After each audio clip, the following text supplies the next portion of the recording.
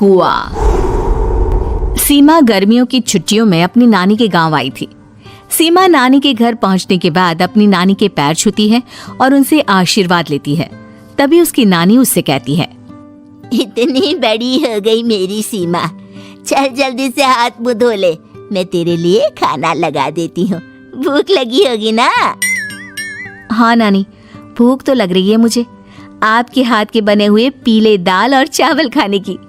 कितना टाइम हो गया है मुझे आपके हाथ का बना हुआ दाल चावल खाए हुए। तू तो नौकरी में व्यस्त थी, तो तुझे कहाँ से टाइम मिलेगा अपनी नानी के लिए? और जब इतने टाइम बाद आई है तो ज्यादा टाइम के लिए रुक कर जाएगी तू। हाँ नानी, इस बार पूरे 2 महीने के लिए आई हूँ। सीमा की नानी अंदर जाकर उसके लिए खाना बनाने लगती है। सीमा कमरे में अकेली होती है। तभी उसे किसी औरत के रोने की आवाज सुनाई देती है। वो कभी खिड़की से बाहर झांकती है तो कभी दरवाजे से बाहर झांकती है। उसे समझ में नहीं आ रहा होता है कि आखिर रो कौन रहा है। तभी नानी खाना लेकर आ जाती है। वो अपनी नानी से कहती है, नानी, कोई औरत रो रही है क्या? मैं जब से यहाँ आई हूँ तब से मुझे यहाँ किसी औरत की रोने की आवाज आ रही है। हे भगवान, कहीं ये वही तो नहीं? बोलो ना नानी। अरे कोई नहीं रो रहा, ये तेरे मन का वहम है।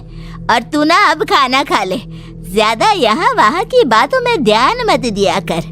जल्दी से खाना खा और फिर मेरे साथ आ जा मेरे कमरे में, दोनों बैठकर खूब सारी बातें करेंगे। ऐसे ही अगले दिन सीमा अपनी नानी के साथ गांव के बाजार जा रही होती है। उसी रास्ते में फिर से किसी औरत के रोने की आवाज आती है। वो अपनी नानी से कहती है, अरे नानी, क्या सच में तुम्हें अभी भी किसी औरत की रोने की आवाज नहीं सुनाई दे रही? मुझे किसी औरत की बहुत बुरी तरीके से रोने और चीखने की आवाजें आ रही हैं। मैं बहुत परेशान हूँ नानी, आखिर ये कौन है? मुझे लगता है कि सीमा को शहर भेज देना चाहिए, यहाँ रहना उसके लिए ठीक नहीं। नानी बोलो ना, आप चुप क्यों हो जाते हो? सीमा, तू घर चल, मुझे तुझसे बहुत जरूरी बात करनी है। नानी सीमा को घर ले आती है और सीमा से कहती है, सीमा, कल सुबह तू शहर वापस चली जाएगी। अरे अचानक? आखिर क्या बात है नानी, आप मुझे ऐसे जाने को क्यों कह रही हो? मैं बस जो कह रही हूँ उस पर ध्यान दे। तू कल सुबह यहाँ से चली जाएगी, और ये बात मैं कोई मजाक में नहीं बोल रही। तू कल जाएगी तो मतलब जाएगी। अरे नानी, चली जाऊंगी मैं, ठीक है, पर आखिर बात क्या है ये तो बता दो। मम्मी से कोई बात हुई है या फिर मुझसे कोई गलती हुई है जो तुम मुझे अचानक से जाने के लिए बोल रही हो? देख सीमा, रात बहुत हो चुकी है और मुझे इस बारे में कोई बात नहीं करनी। चल, अब चल के मेरे साथ सो जा। सुबह की बस पकड़कर तुझे शहर भी तो जाना है। सीमा को अपनी नानी का ऐसा व्यवहार देखकर बहुत ही अजीब लगता है। उसे कुछ समझ में नहीं आ रहा होता है कि आखिर उसकी नानी उसे अचानक से गांव छोड़कर जाने के लिए क्यों कह रही है। ये सारी बातें सोचते सोचते सीमा की आंख लग जाती है और वो अपनी नानी के साथ सो जाती है। ऐसे ही आधी रात को सीमा को फिर से किसी औरत की रोने की आवाज सुनाई देती है। वो उस औरत की आवाज सुनकर बार बार करवटें बदल रही होती है और तभी उसे सपने में भी एक अजीब सी औरत की परछाई दिखाई देती है, जो इतना चीख चीख कर रो रही होती है कि सीमा डरकर उठ जाती है। वो पूरे पसीने पसीने हो रही होती है। वो अपने आसपास देखती है तो घर में बिल्कुल शांति का माहौल होता है। सीमा घबरा जाती है। वो अपनी नानी को जगाने की कोशिश करती है मगर उसकी नानी नहीं जगती। सीमा को फिर से उस औरत की रोने की आवाज सुनाई देती है। आखिरकार सीमा अपने आप को रोक नहीं पाती और वो घर का दरवाजा खोलकर बाहर निकलती है। आखिर ये माजरा क्या है? आज तो मैं पता करके रहूंगी।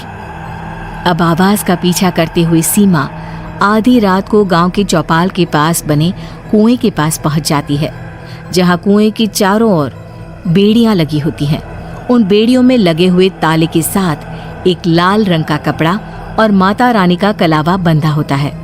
उस कुएं में से सीमा को किसी के रोने की आवाज आती है। सीमा परेशान हो जाती है। इस कुएं में कौन है? कौन है यहाँ? सुनो, कौन है? कौन रो रहा है? वो चिल्ला चिल्ला कर पूछती है और साथ ही लोगों को जगाने की कोशिश करती है, मगर किसी को भी उसकी आवाज सुनाई नहीं देती। अब सीमा खुद उस कुएं के पास की बेड़ियों और तालों को खोलने की कोशिश करती है और किसी तरह कुछ देर की मशक्कत के बाद सीमा उसको खोल भी देती है। और जैसे ही वो कुआं खोलकर उसके अंदर झांकती है, सीमा उस कुएं में गिर जाती है। इतने में उसकी नानी की नींद भी खुल जाती है और सीमा को पास ना देखकर नानी परेशान हो जाती है। नानी घबराकर पूरे घर में उसे ढूंढने की कोशिश करती है, जिसके बाद उसकी नानी और सभी लोग उस खूनी कुएं के पास जाते हैं और सीमा की नानी कुएं के पास खड़ी होती है। सभी गांव वालों और सीमा की नानी को सीमा के चिल्लाने की आवाज आती है, बचाओ, कोई मुझे बचाओ। मेरी बच्ची, हम आ गए, हम तुझे बचा लेंगे। नानी, मुझे यहाँ बहुत डर लग रहा है। यहाँ इंसान की कटी हुई मुंडिया, हाथ, पैर और कंकाल है और खून भी है। नानी, मुझे डर लग रहा है।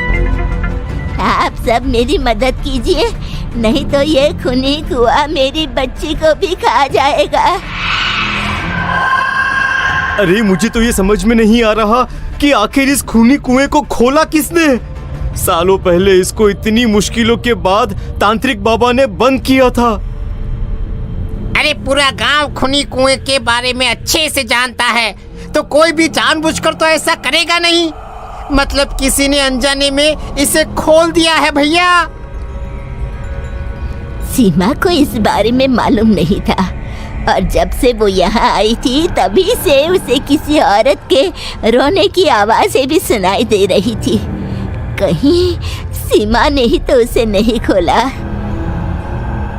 अगर ऐसा है तो फिर सीमा का बचना बहुत मुश्किल है। वहीं कुएं के अंदर सीमा रोते हुए बैठी होती है कि उसे आवाज सुनाई देती है जो कुएं के बाहर खड़े गांव वालों में से किसी को सुनाई नहीं देता। आज सालों के बाद मुझे ताजा खून मिलेगा। तेरा खून पीकर आज मैं अपनी प्यास बुझाऊंगा।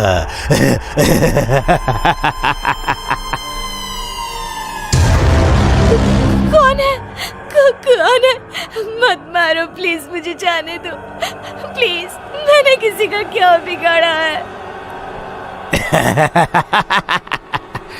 वो तुझे मरने के बाद पता चल ही जाएगा।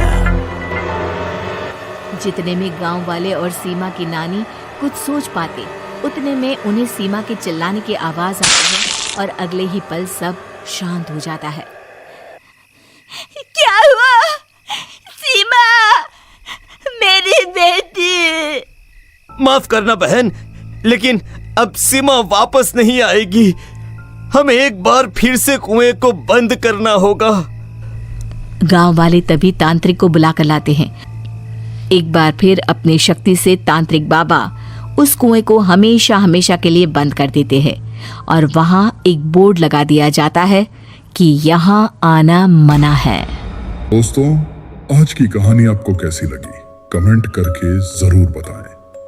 और एक छोटी सी बात, मेरे बोर्ड एग्जाम शुरू होने वाले हैं, इसीलिए थोड़े टाइम के लिए मैं एनिमेशन पर काम नहीं कर पाऊंगा। क्या वजह से अभी मैं सिर्फ इमेजेस के जरिए हाई वीडियोस बना रहा हूं। उम्मीद है आप लोग मुझे समझेंगे और समर्थन करते रहेंगे। आपका प्यार ही मेरी सबसे बड़ी ताकत है।